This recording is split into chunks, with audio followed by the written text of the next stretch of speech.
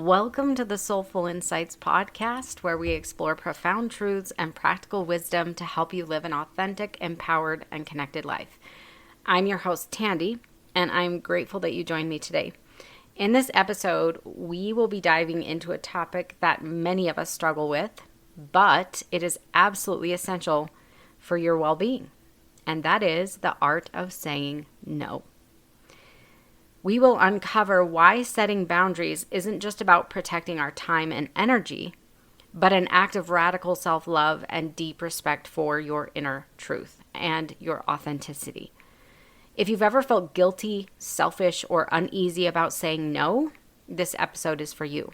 Together, we'll explore the transformative power of boundaries and how they can create space for the life you truly deserve.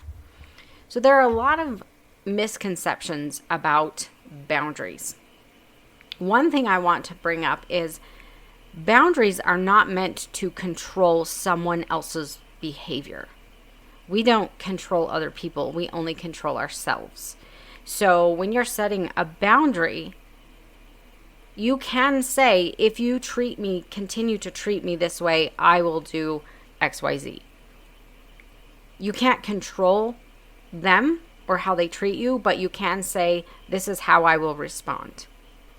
So let's begin by addressing some of the common misconceptions about boundaries that often keep us stuck in patterns of overcommitment, exhaustion, and even resentment. Culturally and societally, many of us have been conditioned to believe that saying no is selfish, it's rude, it's unkind. We're taught that being a, quote, good person means being endlessly available, accommodating, and self-sacrificing, often to the detriment of our own well-being. So let's talk about the idea of being polite. Some of us, this was drilled into our heads. But if you are, say, a 12-year-old girl and a man has approached you and is talking to you and it's uncomfortable and you feel uncomfortable, it's this idea of being polite or not being rude can get you into trouble.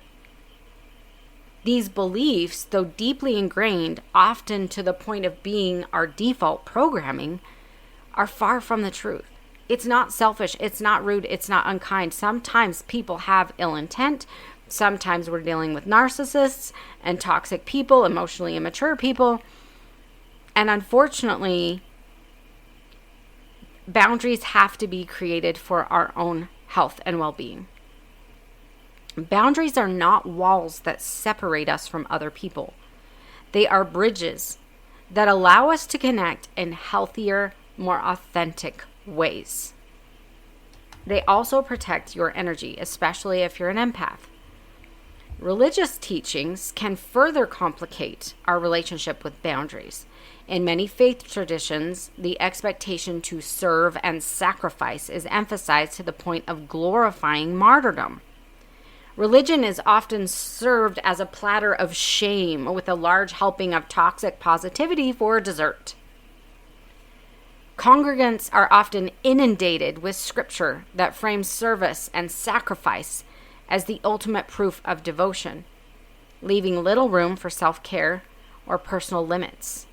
For example, phrases like lay down your life for others, denying yourself and taking up your cross are frequently wielded to foster guilt and shame for people who are not, quote, sacrificing enough for other people.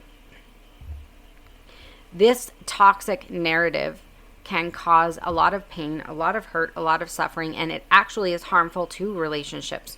When we are dealing with people that are emotionally immature, when we are dealing with narcissists, when we are dealing with abusive people, boundaries have to be there. It isn't about being self-sacrificing. Those boundaries are what allow us to be healthy and happy and retain a relationship with these people, if possible, and sometimes it isn't even possible. Living an authentic life is important. But religion loves to condemn this idea of living an authentic life. They also love to condemn the idea of living your truth because they claim there is, quote, only one truth, and that is God's truth, not yours.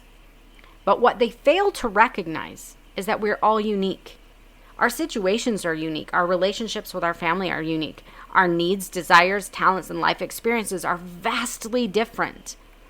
And therefore, our lives will look different. So yes, it is important to live an authentic life.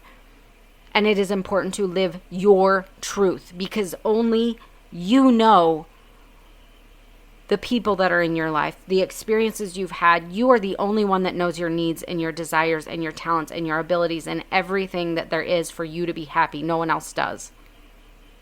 No matter how they serve up the message that you are not enough as you are, with a big helping of toxic positivity on top of it, the message is always clear. No matter how much you give, it's never enough to meet God's standard. This weaponization of scripture and religion can make setting boundaries feel not only challenging, but morally wrong, creating a cycle where exhaustion and burnout and staying in toxic, abusive relationships are mistaken for spiritual faithfulness and righteousness. And don't even get me started with the marriage messages, because it's even worse. I see so many women staying in horrifically abusive situations, number one, because they don't have the financial resources to get out, and number two, because it's not considered righteous. Those who are burned out and struggling with depression inside paste a smile on their face and keep pushing through, because that is what they believe God would want from them. This is not true. It's not. There is no God being out there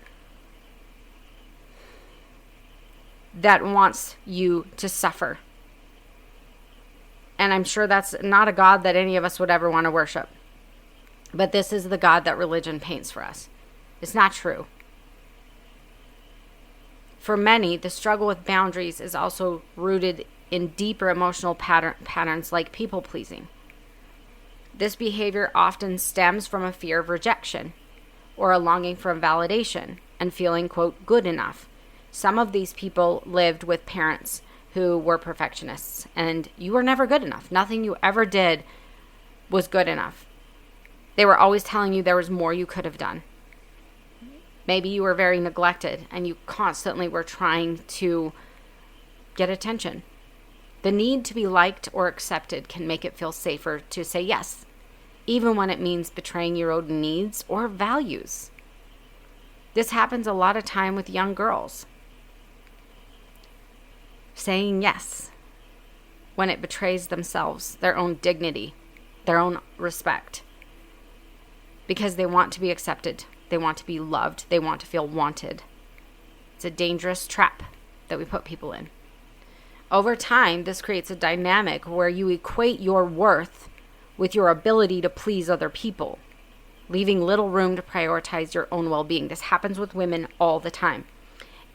My husband and I were just driving down the freeway, and I'm looking at these billboards for plastic surgery offices, and they've got women in bikinis that look a certain way, right? Telling you that you need to have plastic surgery in order to please people. We get the idea that we must please men.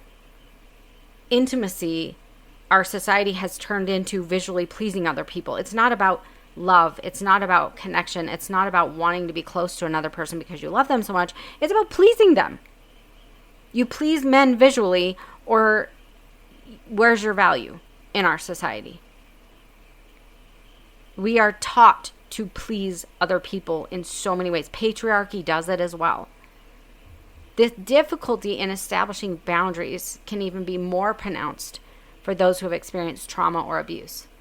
These individuals often grow up in environments where their boundaries were ignored, dismissed, or violated, leading them to internalize the belief that their needs are not important. Children who lived in homes where physical punishment was common had their personal boundaries and sense of safety violated. Violence towards children is not about teaching them anything. And I will tell you unequivocally, I don't care if people get mad at me for this. Violence does not teach a child anything. Violence as a form of, quote, punishment or discipline is about an adult that can't control their own emotions and who lashes out against a child for a perceived wrong. That is what it is. It teaches a child to lie and to people please, but it does not teach them to value anything. No matter how you try to justify it, violence towards anyone for any reason is a violation of their personal boundaries and their right to feel physically safe. And this is a hill I am willing to die on. Because I find it so interesting that we can be violent and cause physical pain to little people. But if you did that exact same thing to your spouse, you could get thrown in jail. And we don't see the problem with this. We don't see the problem with the fact that children don't feel safe in their own homes because when they make a mistake, that means physical harm. It doesn't mean I'm going to teach you, I'm going to show you, I'm going to hurt you. This is not okay. It does lead to people pleasing. It does lead to people struggling to set boundaries. And then you get parents that say this is for your own good on top of it. So when someone physically harms you, you're told that it's good. When someone that loves you physically harms you, and then we wonder why women stay in abusive relationships. I wonder why that is. Why we don't have boundaries. Because we are taught from a very young age that our boundaries don't matter. Your own parents don't respect your right to feel physically safe. There's a lot of layers that have to be peeled back to see why you struggle to have boundaries, why you're struggling with relationships, why you struggle with having healthy relationships with family members or significant others or whatever it is. Trauma survivors may also struggle with feelings of guilt or fear when they try to set limits. Their nervous systems have been conditioned to associate boundaries with conflict, rejection, or even physical danger. Even as children, when discipline had to be physically violent in order to be effective, how many people in our society today believe that to be true? If you've experienced verbal abuse or any form of trauma, it is important to address those issues so that you can learn how to set healthy boundaries, so that you can learn to feel safe in your own body when you say no. Understanding these misconceptions and the root of your struggles is the first step towards reclaiming your power. Boundaries are not acts of selfishness. They are acts of self-love, and they are a vital part of living a healthy, authentic life. So I want to explore how shifting your mindset can help you reframe boundaries as sacred tools for honoring yourself and your relationships with others. It's important to recognize, again, as I always talk about, because this is where I come from, many religious organizations, self-love is condemned. You shouldn't love yourself. You should love other people. Self-love is seen as an act of selfishness, an act of self-worship, because you are seen as an inherent sinner. You certainly cannot have self-love if you're a born sinner. You're born inherently evil. There's nothing to love. But then, how do we expect other people to love us if this is what we're told? You should not love yourself. You should lose yourself in righteous service to others. That's how you make the best use of your time. The toxic messages you may have heard depend on how toxic and high demand your religion was. These messages are abusive, and they are completely false. You cannot give from an empty cup. There is nothing noble about being so self-sacrificing that you suffer yourself. No loving deity would expect this from you. I, as a parent, as imperfect as I am, I want my children to be happy. I want good things for them. I don't want them to be miserable, sacrificing everything, thinking they have to please other people all the time. Why do we pin this on God? Burnout leads to frustration, exhaustion, and the inability to show up in life the way that you want for the people that you love. If you are burned out and exhausted, you really think that you're going to do anyone a service? No.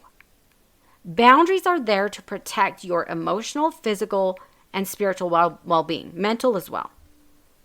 When you are well rested, feel energetic and confident, when you are ready to face the day, you can show up with love and concern for friends and family in a way that you absolutely cannot if you sacrifice until you run completely dry. Boundaries are not barriers between you and others. In fact, the word boundary is ridiculous because it doesn't reflect the reality of what it means to say no when you need to. We think of a boundary as something to keep things out. If I put a boundary around my property, what do you think? I'm trying to keep people out. And that's not the reality of what it is. And so I will say, I didn't choose the word, but it doesn't really reflect what we're doing. Because I'm not trying to keep all people out. A boundary is when I am run thin and I need a break. It isn't get out of my life and never want to see you again. It's I need a break. Or I need to make sure that I'm being treated with respect in the situation that I'm in. It's not about keeping people out. Saying no to something benefits every person involved. If you are overextended, exhausted, overwhelmed, and trying to figure out how you can muster up the strength to even find time to get dressed for the day, saying yes to watching the neighbor's kids, or saying yes to going out to lunch with friends, or doing service for your church is a disservice to every single person involved. Why?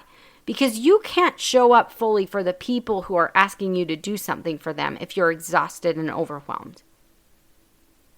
You're going to show up even more overwhelmed, unable to think straight, unable to focus, and probably will not be able to be fully present with your friends at lunch. You're not going to be able to watch the neighbor's kids as well as they deserve to be watched if you are overwhelmed and exhausted.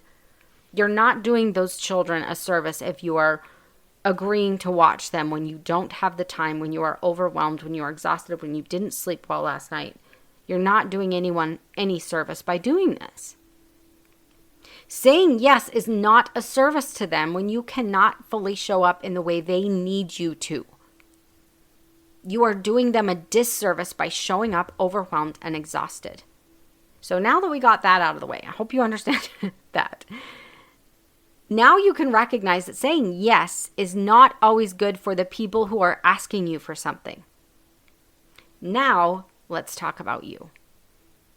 Saying no protects you physically. If you haven't been sleeping very well, if you're physically exhausted because of deadlines at work, or your kids are going through a really tough, messy stage right now, saying yes to one more thing is just going to wear you down even more. Being physically exhausted lowers your immune function, increases cortisol levels, puts you at an increased risk for illness, hormonal imbalances, and a host of physical ailments. Is this what your religion is trying to do to you? By telling you to sacrifice all the time? Because this is what this does. It's unhealthy. When you learn to say no, when you already have too much on your plate, and the stress of your daily life is exhausting you, you protect yourself physically. And you also allow that person to find someone to help them who can actually show up in the way that they truly need as well. It helps both of you. Saying no also protects you emotionally and mentally. Women have an immense mental load that they carry every single day, no matter what your life circumstances are. Whether you're single, married, living with a partner, have children, a demanding job, or none of the above, or all of the above, you have an immense mental load in your life. And at times that emotional and mental load can weigh very heavy on you. Let's say you're going through some really difficult circumstances. You've cried, you felt defeated, and at times you don't know how you are even going to show up for your regular life the next day. Mentally, you're drained. Emotionally, you're barely holding it together. And a friend calls and says her kids have been really hard lately, or work has been really stressful, and she wants to go to lunch and have someone to talk to and vent to. In this situation, the answer needs to be no. And I know that's really difficult for a lot of you to do. You do not have the mental or emotional capacity to handle any more stress or problems right now. This could push you over the edge in your own mental and emotional turmoil and exhaustion. This would not be a healthy situation for you at this time. Along with that, saying no is also the best answer for your friend. Now, I know religion and culture and all of that, saying yes, being self-sacrificing, showing up for people. But the problem is, in the state that you're in, this is not the best answer for your friend either. To say yes.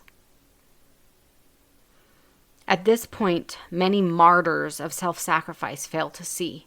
If you are not already mentally and emotionally, if you are already mentally and emotionally drained and exhausted, you cannot show up for your friend in the way that she needs you to. You will not have the capacity to be a good listener, to offer compassion, empathy, and support. Her needs will not be met, and you will be left even more mentally drained and emotionally exhausted. Are you starting to see how saying yes in an effort to people pleasing isn't actually pleasing anybody? In fact, in many cases, it ends up failing everyone involved miserably. I have seen people pleasers say yes to things they didn't have time for and then show up late, be on their phone, and busy stressing out about all the other things they, quote, should be doing, and then rush out as quickly as they can get back to the busyness of their day. That is not serving anyone. I have had people do this to me when they felt obligated to come and visit me because of church obligations. They were assigned to me. This woman showed up, was very frustrated that she came. She was on her phone, texting, wasn't even paying attention to me or talking to me at all, which I don't expect, but don't schedule an appointment with me, show up at my house and behave in this way. This isn't serving anybody. These obligations aren't helping anyone. If you don't have time, you don't have time. Saying no protects also your spiritual well-being. And this is a big one. It's also an aspect that many people don't recognize. Generally, when people think of, quote, spiritual, they think of serving others. And it certainly can be that. But that isn't all there is to living in a higher state of consciousness. If you've suffered religious trauma and a family member invites you to a religious event, it's best for everyone involved if you say no. There is absolutely no benefit to your attending an event that could trigger traumatic memories or painful thoughts of a disordered relationship with a religious God that felt more like an abusive parent than a loving, all-knowing deity. Family members who love you will understand. And those who care more about their devotion to religion than you, they won't understand, and that's okay. It's not your responsibility to manage their emotions or their disappointment. That's their responsibility. And that's something that we all need to learn, because in religion and in our culture, we always feel like it's our responsibility to make sure someone isn't disappointed or upset with us. That is not your responsibility. To give another perspective, when you're on a high level of vibration or high state of consciousness, and someone invites you to a concert or a movie that just does not align with that level of consciousness or your personal values, again, it is spiritually protecting you by saying no. I personally do not watch violence. I don't watch TV. I don't watch movies. I have absolutely no idea what shows are on TV. I haven't watched a movie in I don't know how many years. They don't spiritually align with me. I don't watch violence. I do not agree with sexual voyeurism. I don't agree with these things. And some of you may think I'm insane, and that's totally fine. But if someone were to ask me to go to a movie, the answer would be no. And that is spiritually protecting me and where I am. I don't watch violence. I don't want to listen to that kind of vulgar language. Do I swear? Sure. Do I swear like that? No. And that's just spiritually protecting myself. And it's absolutely valid. If you find violence entertaining, that's your choice. If you find voyeuristic sexual stuff entertaining, I suppose that's your choice as well. But as we rise, there are certain things that don't align with us anymore, and it's okay to say no. There are as many reasons to say no as there are people on this planet to anything. And whatever your reason is for saying no, it is valid and deserves to be honored. All the people may not honor it. They may not respect it. They might be disappointed. But regardless, it is valid. And as you learn to say no when things are not in alignment with you or your values, or even when you simply are not in a place to be able to show up adequately, you will learn self-worth and self-respect. You can't have self-worth and self-respect when you don't have boundaries that respect your dignity. Many of us feel that our self-worth is tied to people-pleasing, how much we please other people. But if you tie your worth to how much you please other people, your worth will always be in question.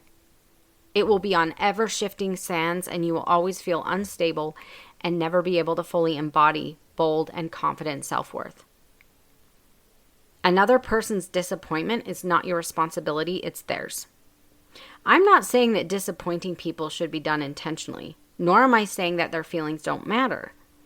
But what I am saying is that when you are protecting yourself physically, mentally, emotionally, and spiritually by saying no to something, and you do so in a respectful manner, then you have to let it go. Their emotions and reaction after that is up to them to manage. You are not responsible for other adults' emotions. That's very important to understand.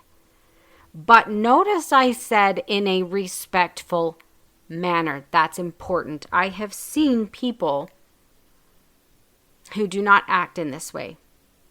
I have seen people when someone does something that they don't like, or someone tries to push them into doing something they don't want to do or whatever. And I'm not talking in an inappropriate way, but say someone wants them to go boating and they're guilt tripping and whatever, trying to get them to do this.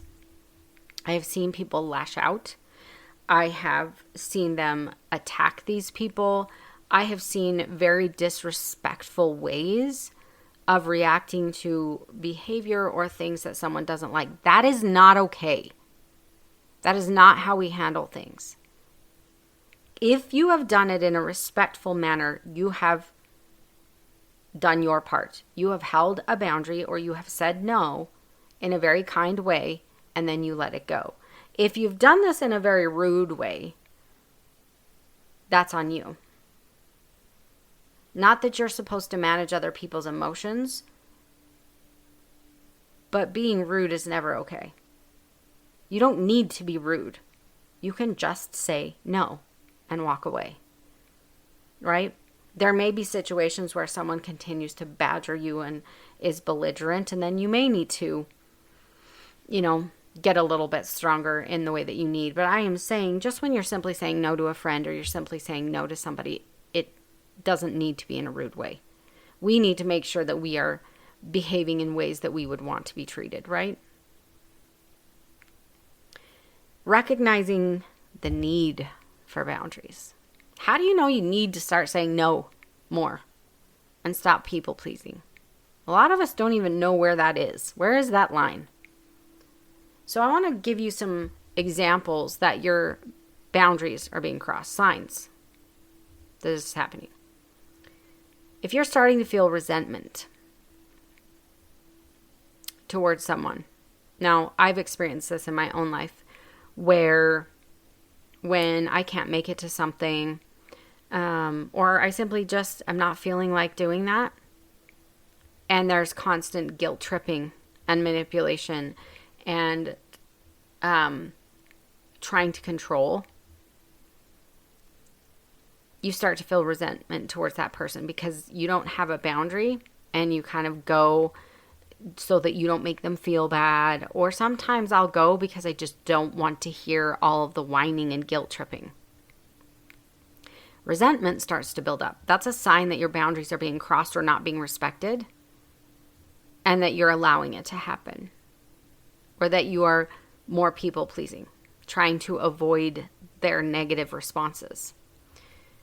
If you're unable to be fully present in the moment, this may signify that you are exhausted or overwhelmed, and you have done something or agreed to something that was more than you were able to handle. If you're constantly thinking about everything you need to do today and overwhelmed by this to-do list, you've agreed to too much. You've taken on too much. Trying to multitask so you don't let anyone down. So when this is coming from a place of, I don't want to let anyone down, so I'm going to agree to this church thing that they've asked me to do. I've got to take my kids to all of their things. I'm trying to help the neighbor out. I'm trying to do all these things. And you're trying to multitask so that you can do all of them so you don't let any one of these people down. It's a sign that you don't have boundaries. If you're feeling burned out, you're feeling unappreciated, or you're emotionally or mentally drained. Being unappreciated, that's a huge one. And I want to go back to that because a lot of times when we get into spaces of people pleasing, people expect us to act that way. They don't appreciate it. They just expect it. I remember this was probably a reel or something that I saw of a man who had a lot of money. And his wife said to him, you know that your family uses you, right? And he's like, what are you talking about? And she said, let's go to dinner tonight, because they were going to dinner with everyone. And she said, okay, let's go to dinner and you don't pay for everyone. And he's like, well, I always do that. No, let's just see how they act if you don't pay. So they go to dinner and he tells the waiter or waitress, whatever, that it was separate checks. No one said a word, paid their bills, got up and left, and they were very upset. This is what happens when we people please and people expect us to do things for them. They start acting like spoiled brats. So if you're feeling unappreciated, it means that more than likely you are giving and not setting boundaries to the point where people just expect you to do it. And this happens a lot with women as well. How many stay-at-home moms, how many of you go into the bathroom in the morning? Let's say husband goes to work, you go into the bathroom in the morning, toothbrush is out, toothpaste is out, spit is in the sink that hasn't been rinsed down, clothes are on the floor next to the laundry basket, bed needs to be made, dirty laundry is overflowing in the basket. You go into the kitchen, there's milk that has been spilled that's still on the counter, the bowl is out, the cereal or whatever is still out. You know what's happening is this is an individual that does not even know how to take care of themselves because they expect you to do it. And you are completely unappreciated because it's expected. This is a disrespectful situation. This person is not respecting you. They're treating you like a maid. And this happens frequently, and I want to bring it up because I grew up in a high demand religion where this is the norm. How many women I talked to over the years, I've been married for almost 30 years. How many women I have talked to over the years whose husbands are this way and worse. Some of them never changed a diaper. They don't even take care of their own children that they helped bring into this world because that's all on you. If you're feeling unappreciated, there's a lack of boundaries here. And it can get really difficult to set those boundaries once, when they haven't been there for so long. People don't like it. They don't appreciate it because you're doing everything for me. I don't want to have to clean up after myself. I don't want to have to do laundry. I don't want to have to think about putting my dish away. That's on you. But these boundaries need to be set because you deserve to be respected. you deserve to be appreciated. There are many areas of life that need boundaries. There are many areas where you need to learn to start saying, no, I'm not going to do that. You need to do that for yourself. There are places where you need to say no just because you're exhausted and burned out. So I want to talk about your job or at work. Work can infiltrate all of your time, and in fact, it can become distracting to other relationships when you're thinking about work instead of the people that you're with. If your boss uses you as the go-to person for extra work, you don't get paid anymore, but can you take on this extra thing? Can you make sure this gets done? Can you meet with these people and make sure they do their job? This, I want to say, this is my husband 100%. The plant can't do their jobs. They're screwing up literally everything. They're losing business. It's a massive mess. And my husband, who doesn't even work there, I mean, he works for the company, right? But that's not even within the realm or scope of his job whatsoever, is asked to drive 2 hours up there to try to fix this problem that has nothing to do with him. It's not like you get paid anymore. It's like you're being asked to babysit other people, or you are being asked to do their work because they are incapable of doing it. If you are mentally exhausted, it's time to say no. This is not my job. This is not in my job description. If they can't do their job, they need to get fired. You need to find someone else. They need to be trained. Something needs to happen. But this is, and of course you do this in a respectful way, but there are times when you need to set boundaries and say, this just is not, no.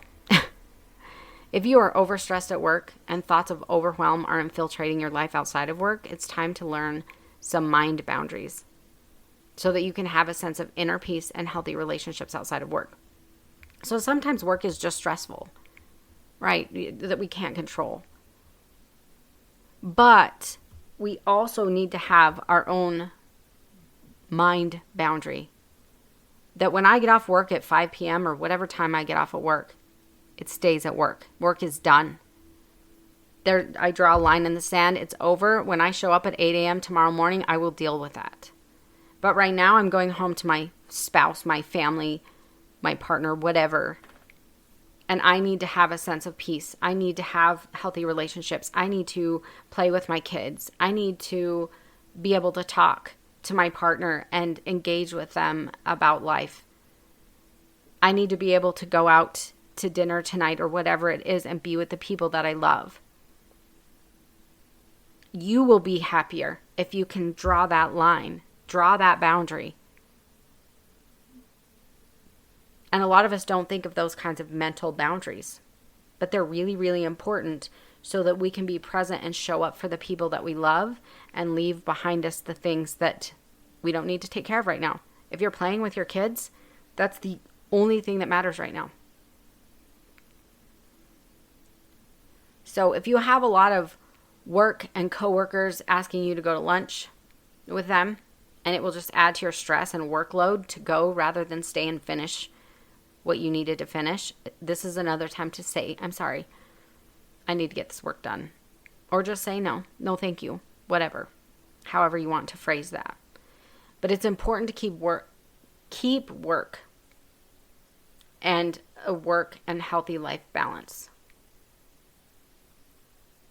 It's important to have healthy personal boundaries so that you're not taken advantage of at work. Now I want to move into friendships and boundaries in friendships, because this can become problematic in many different ways. Sometimes we just have toxic friends. I've had this myself, where I had friends that were constantly putting me down. Girls that would make fun of an outfit or that I was wearing, or didn't like different, my boyfriend or whatever, and were really negative and toxic. There need to be clear things said.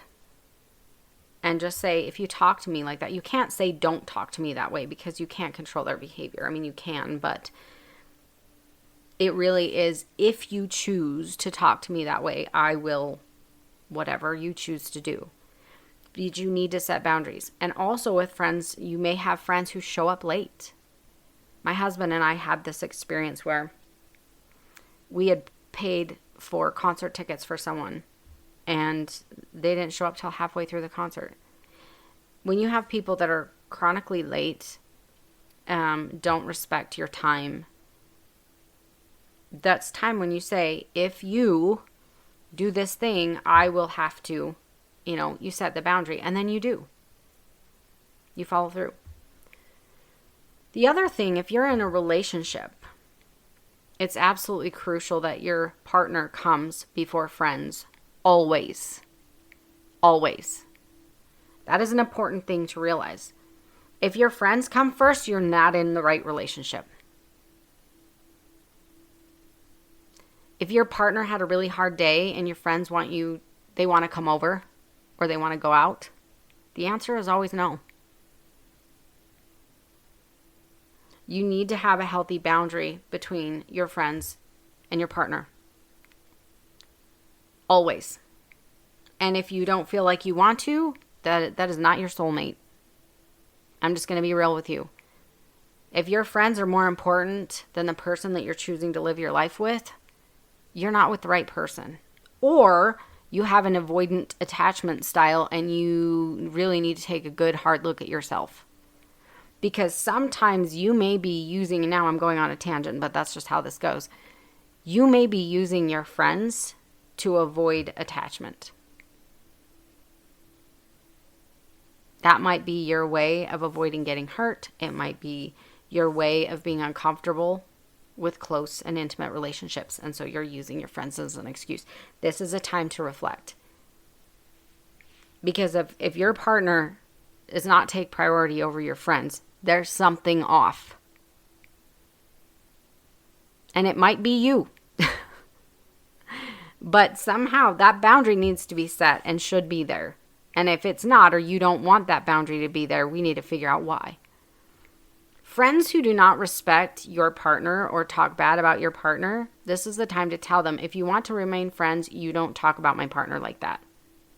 Just right then and there. Very clearly. This is not okay to do that. Nobody should disrespect you in that way. Now, if they're concerned about you because they're seeing concerning things, they can talk to you about that. But if it's just gossipy, talking bad about, or mocking or making fun of, that is a boundary that needs to be set. You don't do that. If you are my friend, you don't do that. I would never allow that with a friend. Anyone talking bad about my husband, you're out. You're gone. Like, this is a no. Bringing up concerns, if they are concerned for your welfare, if they've noticed some narcissistic, toxic something going on, and they bring it up out of concern, realize and really make sure that you know where this is coming from. Because friends that are concerned for you, that's not a bad thing, right? So we have to be really aware of what is really going on. When you need downtime, just if you're single, you're not in a relationship, but you need some downtime, it's okay to say no to going out with your friends or having them come over or whatever. And you don't even need to give an excuse or a reason. It's just, no, not tonight. Make sure that your friends are respectful of you, your needs, and your partner. Always. Always, always. All right, relationships. Introvert-extrovert relationships require a lot of mutual understanding. And this is only one dynamic. But this is where boundaries, we need to understand the extrovert wants to go out all the time and be around people, and the introvert, this is overwhelming and not enjoyable. It's very, very, very important that you understand the other person, that they are understanding and respecting you. If you are exhausted and overwhelmed, or if you need some attention, that they understand this. Generally in relationships, it's important that each partner's needs are heard, respected, and valued. And what I also want to say here is especially in religious cultures, a lot of times the woman is so much more is demanded of her. And men will always say, well, I'm providing. Well, you would go to work anyway.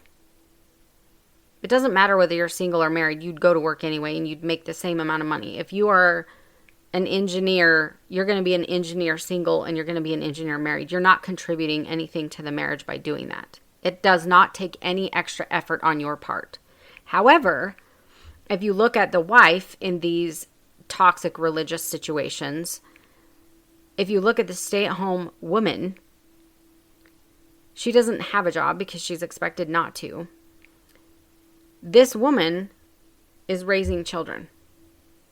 She wouldn't be doing that if she wasn't married. She gets up in the morning and diapers need to be changed. Breakfast needs to be made. Clothing needs to be changed. Laundry needs to be done. She's got kids that have soccer practice. Somebody needs a dentist appointment. Somebody needs to go to the doctor. There's a PTA meeting at school. Oh, it's Spirit Week at school and some kid needs wacky hair day done and the floor needs to be mopped. The bathrooms need to be cleaned. She's picking up clothes. She's picking up your dishes off the counter. All of this mental load is all on her. All of it. All the laundry, all of the cleaning, all of the picking up after everyone, the mopping, the sweeping, the vacuuming, the making the beds, the changing clothes, the changing diapers, the remembering PTA meetings and doctor's appointments and dentist appointments and all of the things. None of which she would be doing if she was single. And he does what? Goes to work and comes home like he would always do. Make sure that if you are in a relationship, this is not happening to you. If you had children, you had them together, which means both people who created these children should be equally responsible for these children.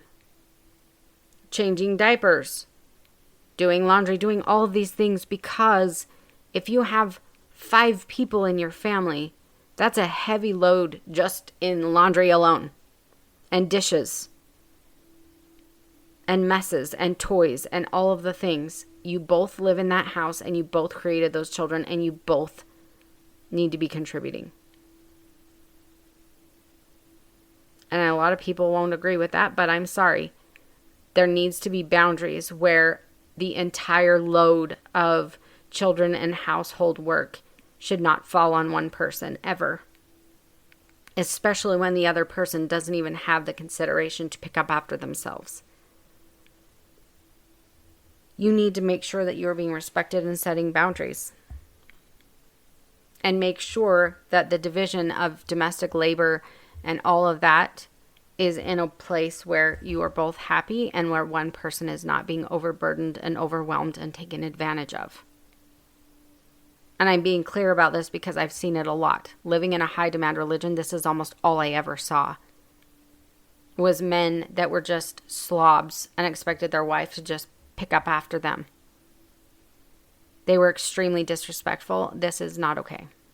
Boundaries need to be set. Decisions need to be made mutually and should be mutually agreed upon. This isn't so much about saying no as it is about making sure that you are working in a partnership with each other. That's how you have a healthy relationship. The dynamics of religious marriage are not healthy. It's all about the woman serving everyone, and the man does nothing but go to work every day, which he would do anyway, even if he was single. He has no more increase in load because they have children. He has no more increase in load because he's married, because he doesn't do anything other than what he would do anyway. And I will harp on this till the day I die because I have seen so many women struggling with depression. A woman that I knew of had 7 children that she was trying to raise. And her husband was a nice guy. I'm not saying that there was anything wrong with him, but they were in this high demand religion, and the dynamics were what they were told they should be. He was a nice guy, but she ended up non-functional, complete mental breakdown, depression to the point where she couldn't even get out of bed. This is not okay, because she is responsible for all 7 of these children. All the laundry, all the cooking, all the cleaning, everything. And he goes to work every day. And that's it. It just doesn't work. It doesn't work. And it is completely disrespectful to put that much load on one person and say, it's not my responsibility. You're a woman. This is your responsibility. It's not okay. So you need to make sure that you have healthy boundaries in relationships in regards to domestic labor, childcare, whatever your situation is. Even if it's just the 2 of you, you should not be cleaning up beer cans after a football game with his buddies. You shouldn't be cleaning up messes. So I'm going to leave it at that, but make sure that you have healthy boundaries. And you also have healthy boundaries in the way that he is speaking to you, or she is speaking. Either way. If your partner is yelling at you, putting you down, speaking disrespectfully to you, that's not okay. And I know a lot of times we're afraid of leaving. But you need to make sure that boundaries are set. And you need to make sure that you are being respected in the relationships that you are in. And that's a discussion for another day. But boundaries are very important in these situations. So I want to give you some practical steps on how to set and maintain boundaries. Setting and maintaining boundaries can feel overwhelming, especially if you're not used to prioritizing your own needs. Maybe you've been taught you're not supposed to do that. The good news is that with practice and intention, it becomes easier over time. And here are 5 powerful tips to help you establish and uphold your boundaries. Number 1, define what they are. This is the first step in setting boundaries, is understanding what they are for. Take time to reflect on your core values, your needs, and your limits. And ask yourself, what is most important to me? What drains my energy or makes me feel resentful? Know your non-negotiables. This is going to help give you clarity and confidence when you're communicating what you are willing or not willing to do with other people. And remember, boundaries are about protecting you, not controlling other people. So I'm going to give you an example. Family parties are very draining for me. I struggle with family parties on both sides. My husband's family is, they're very cold, distant. They're not very warm or friendly. It can be really difficult. But in my family, I do enjoy my siblings and I enjoy visiting with them. But I have a covert narcissist who uses a lot of guilt and manipulation in my family, which causes a lot of stress and anxiety for me when I would say no.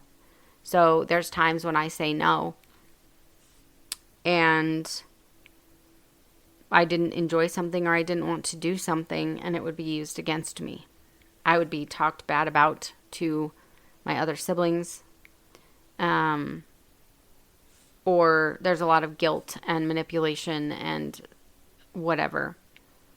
And I finally come to a place where I value my peace and happiness. And I'm happy to attend birthdays or holidays or other events. But there are times where I've been in really difficult places in my life. And where I felt like it wouldn't have been, I wasn't in a place where it would be good for me to go.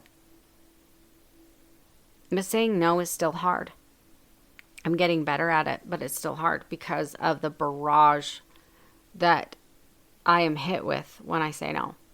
And I always know my little sister was constantly told that, well, Tandi won't do it, but you'll do it because, whatever. I was always the black sheep because I didn't want to do things. And I want to give you an example to show you how in real life it can be hard sometimes. So my mom had planned a dinner party for this past Sunday. And neither I nor my husband wanted to go to this party.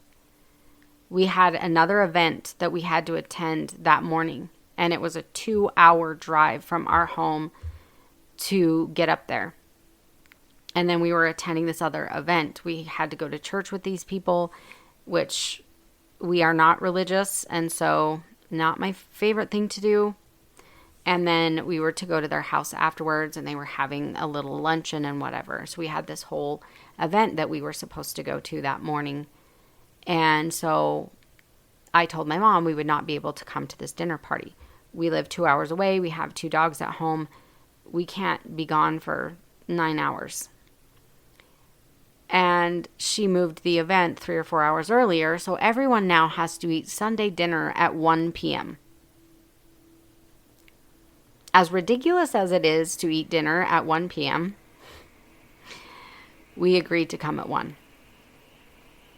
I still did not want to go. And I did give in to something so that I didn't have to deal with the pushback, the whining, and the guilt tripping. So as much as I tell you to honor your boundaries, I also want to recognize that sometimes it can be hard. I really didn't do it this Sunday.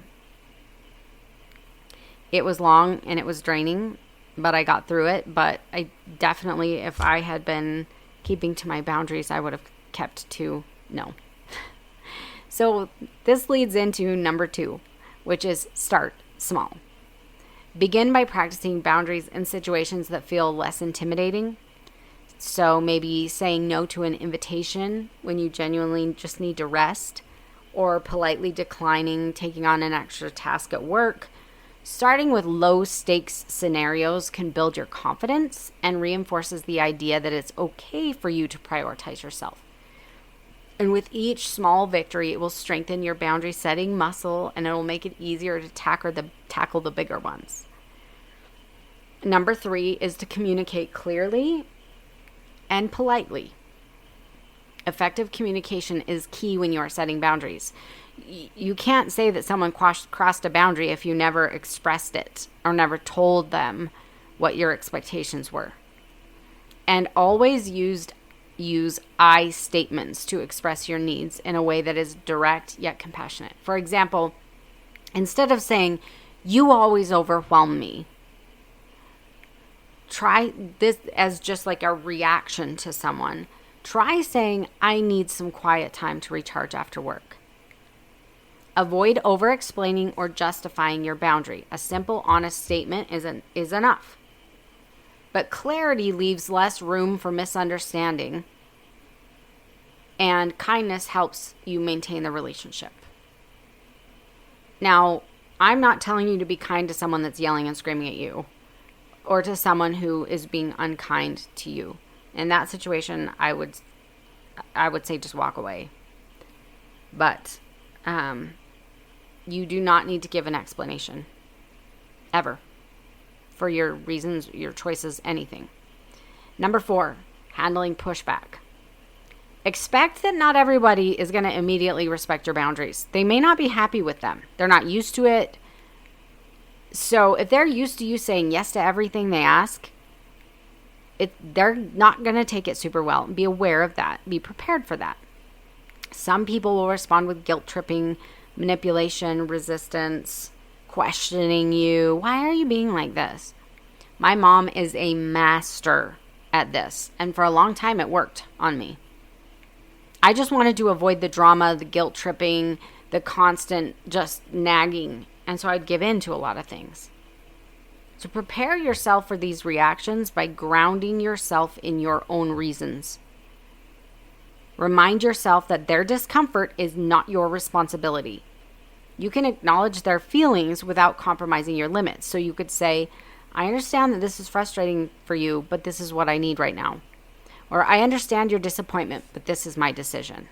So you can acknowledge their feelings, but it's not going to change what you have chosen to do. Dealing with emotionally immature or toxic people adds a whole new layer to the art of saying no. And I have learned that giving any reason or excuse for not wanting to do something or not being able to do something or attend an event will just result in guilt tripping, dismissing your reasons, and trying to make their own plan for you to force you to be able to do it despite any reason you've given. I've experienced this on an extreme level. Even when it was literally impossible for me to get somewhere. It's just absolutely ridiculous. The perfect example was dinner this past Sunday. No reason was good enough. She was willing to force everyone to eat dinner at 1 p.m. But this is how emotionally immature people will handle your boundaries. They won't. They won't accept them. They don't accept no for an answer. They want what they want, and they're going to get it. They don't care about you. They don't care about your feelings. They don't care about how it affects you. They don't care about how inconvenient it is for you. They don't care. It's always about what they want. And I've had this, so I'll give you another example. My husband had lost his job. And long story I'm not going to say, but we had no money. In fact, we did not want to get overdraft charges, and so we were literally using one of those reloadable Visa cards so that when the money was gone and it wouldn't go into overdraft and charge us. We just didn't have the money. And I think we had, I can't remember, like $10 left in our account. That was it. That's all we had to our name. And my mom wanted us to come. It was my cousin's wedding. Okay, I understand this is a big deal, right? This is a cousin that's, I think, 10 years younger than me. I didn't know very well, but my mom wanted me to come to this wedding. And it was, I think, a 2-hour drive away from us, so it was a 4-hour round trip. And I said, we don't have the gas money to get there. We literally do not have the gas money to get there. And my husband had to go to work on Monday morning, and he didn't get paid till the end of that week. So we needed gas money for the whole week. $10 isn't going to cut it. My husband worked an hour away.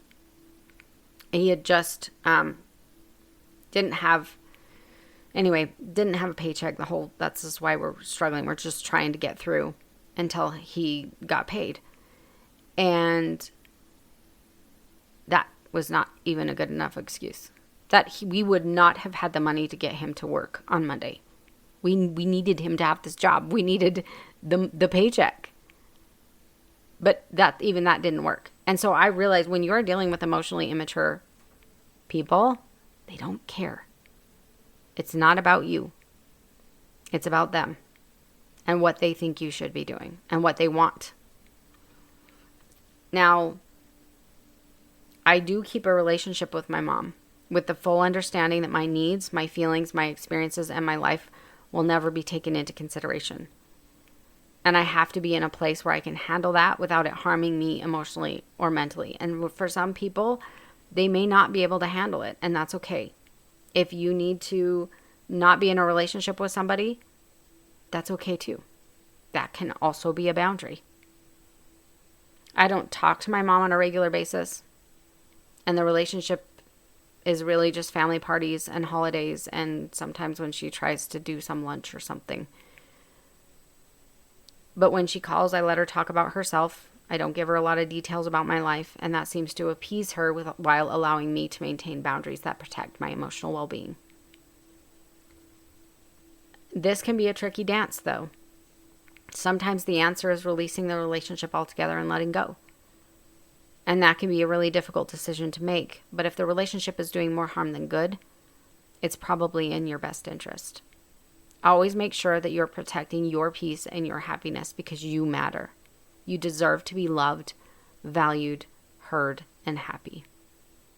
And if somebody is not willing to do that, they don't need to be in your life. You can limit it, all kinds of boundaries that can be set, ways that you can protect yourself. Honor your boundaries and be consistent. Boundaries lose their effectiveness when they're not enforced. If you make exceptions too often, you send the message that your limits are negotiable. Occasional flexibility is okay, but consistency is the key to maintaining boundaries over time. Revisit your boundaries regularly to ensure that they still align with your needs. Don't hesitate to adjust them as you grow and evolve. Relationships with people will probably change.